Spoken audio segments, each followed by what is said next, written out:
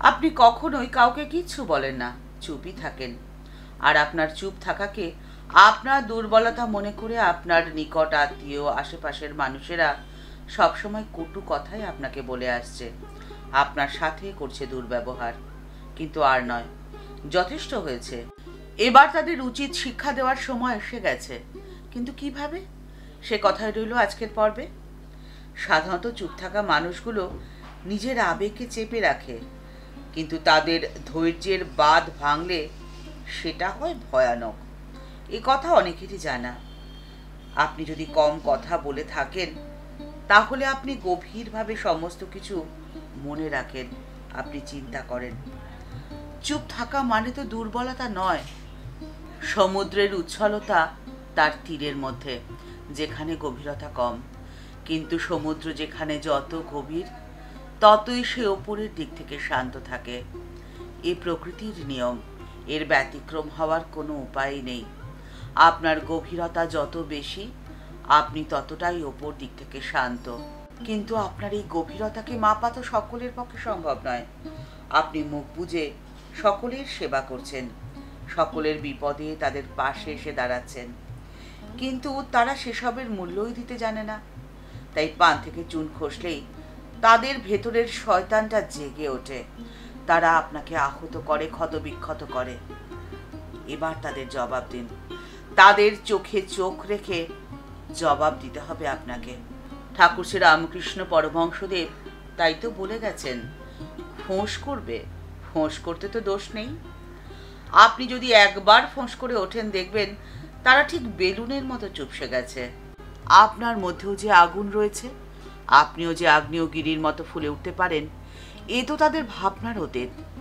তাই আপনাকে নিজেকে তাদের সামনে প্রকাশ করতে হবে, নিজের শক্তিকে চিনিয়ে দিতে হবে আপনাকে।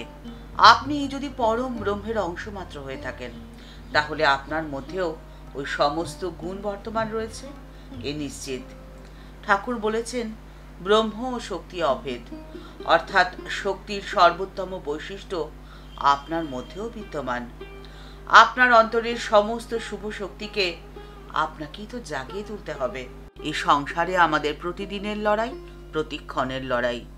হাজার বাসনা, অহংকার, অভিমান রূপসুরের সাথে আমাদের প্রতি মুহূর্তে সংগ্রাম করতে হয়। মহিষাসুরেরা ঘুরে বেড়াচ্ছে আমাদের চারপাশেই, আর এই মহিষাসুরকে বধ করার জন্যে প্রয়োজন দেবী দুর্গার, মহাশক্তির। এই মহাশক্তি রয়েছে আপনার মধ্যেই। কিন্তু এই সত্যকে তো আগে আপনাকে বিশ্বাস করতে হবে, আপনাকে তো আগে নিজেকে জানতে হবে। আর এর জন্য প্রয়োজন সাধনা আর শরণাগতি। সাধনায় যখন আপনি সিদ্ধি লাভ করবেন, যখন মায়ের কৃপা লাভ করবেন, তখন আপনার এই অনুভবই হবে, একই বাহং জগত্তাত্রা।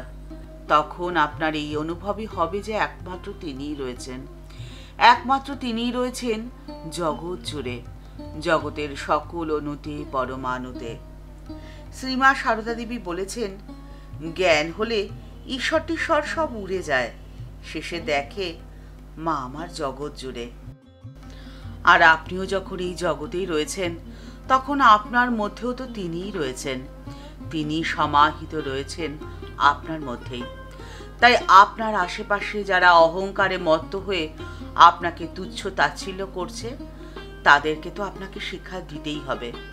যেমন মা দিয়েছিলেন অহংকারে মত্ত শুম্ভকে।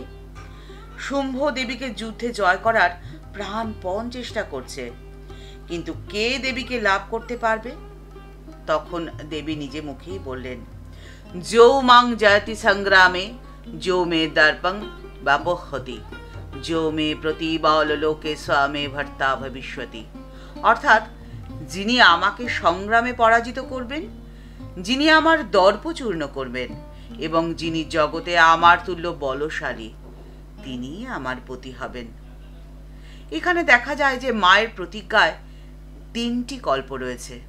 প্রথম, সংগ্রামে জয় করতে হবে। দ্বিতীয়, দর্প নাশ করতে হবে।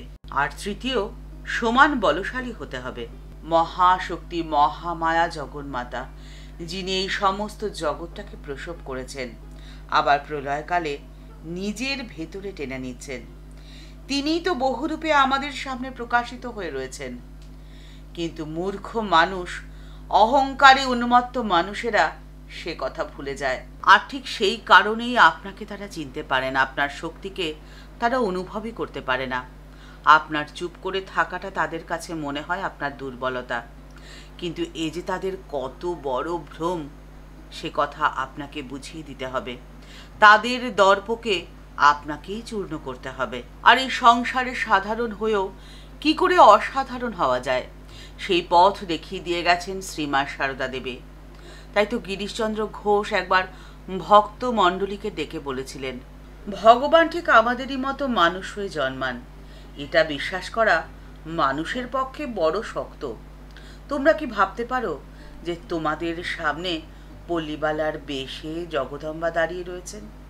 তোমরা কি কল্পনাও করতে পারো যে মহামায়ী সাধারণ স্ত্রীলোকের মতো ঘরকন্যা আর সব রকম কাজকর্ম করছেন, অথচ তিনি যে জগৎজননী, মহামায়া মহাশক্তি, সর্বজীবের মুক্তির জন্যে এবং মাতৃত্বের আদর্শ স্থাপনের জন্যে তিনি আবির্ভূতা হয়েছেন। শ্রীমা সারদা দেবীর জীবন অধ্যয়নকারী পাঠক পাঠিকারা প্রত্যেকেই জানেন যে লজ্জাবৃতা শ্রীমা প্রয়োজনে কতটা কঠোর হতে পারেন, প্রয়োজনে দোষীকে কতখানি শাস্তি দিতে পারেন এ কথা নতুন করে বলার অপেক্ষা রাখে না। জয়রামবাটিতে একাকী শ্রীমাকে অবলা ভেবে তাকে কুনজরে দেখার ফল যে কি ভয়ঙ্কর হয়েছিল এ কথা তো সকলেরই জানা। তাই প্রয়োজনে নিজের শক্তিকে প্রকাশ করার শিক্ষা শ্রীমা সারদা দেবী তার জীবন দিয়ে আমাদের দিয়ে গেছেন।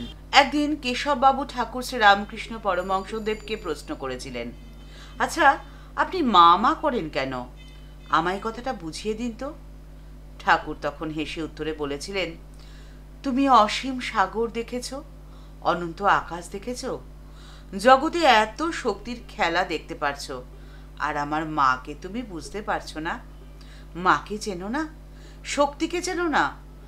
মা যে শক্তিরূপা গো, মাকে না ডাকলে কিছুই যে হবে না। মাই যে সব, মা বলে ডাকলে বেশি জোর হয়। তিনি মাতৃভাবে শক্তিরূপে পৃথিবী আকাশ সব ধারণ করে রয়েছেন যে। মাকে বাদ দিয়ে বাপকে তো ধরা যায় না। মাই যে বাপকে দেখিয়ে দেবেন, চিনিয়ে দেবেন, তবে তো হবে গো। তখন কেশববাবু বুঝলেন, আর সেই শক্তিকে আপনাকে চিনতে হবে এবং প্রয়োজনে তার প্রকাশও করতে হবে।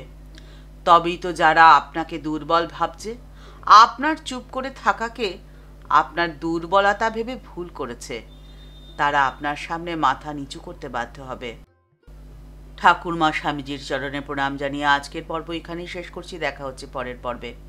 আজকের পর্বের উপস্থাপনা যদি আপনার ভালো লেগে থাকে তাহলে লাইক বাটনটি প্রেস করে দিতে ভুলবেন না। আর আপনি যদি এই চ্যানেলে নতুন এসে থাকেন তাহলে চ্যানেলটিকে সাবস্ক্রাইব করে বেল বাটনটা ক্লিক করে দিয়ে অল বাটনটিতে ক্লিক করে দেবেন। তাহলে এই চ্যানেলে ভিডিও আপলোড হওয়ার সাথে সাথেই আপনার কাছে নোটিফিকেশনটি চলে যাবে। সবাই ভালো থাকবেন, সুস্থ থাকবেন। আর আপনার এই ভিডিওটি যদি ভালো লেগে থাকে অনেকের মধ্যে শেয়ার করে দিতে পারেন। এই ভিডিওর নিচে একটি থ্যাঙ্কস অ্যাপের বাটন রয়েছে, সেই বাটনটিতে ক্লিক করে আপনার যেমন ইচ্ছে যেভাবে ইচ্ছে আমাদের পাশে আপনি থাকতে পারেন। দেখা হচ্ছে পরের পর্বে। নমস্কার।